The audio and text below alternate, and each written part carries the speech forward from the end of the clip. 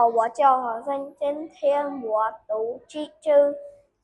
2025年11月27日星期四，记住ประโยค我和朋友去学校ខ្ញុំនឹងមិត្តភក្តិទៅសាលារៀន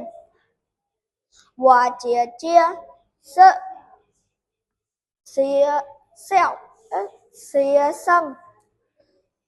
ខ្ញុំបងស្រីខ្ញុំគឺជាសិស្ស我和姐姐去学校ខ្ញុំនិងបងស្រីទៅសាលារៀន我没有小狗和小鸟ខ្ញុំមិនមានកូនឆ្កែនិងកូនឆ្មា我和哥哥有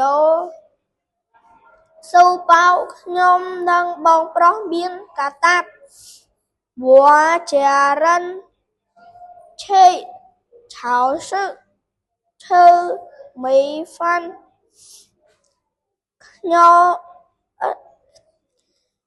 គ្រួសារខ្ញុំទៅផ្សារទំនើបញ៉ាំបាយ我和爸爸去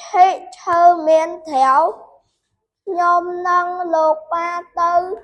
ញ៉ាំមី我喜欢去超市ខ្ញុំចូលចិត្តទៅផ្សារទំនើប今天我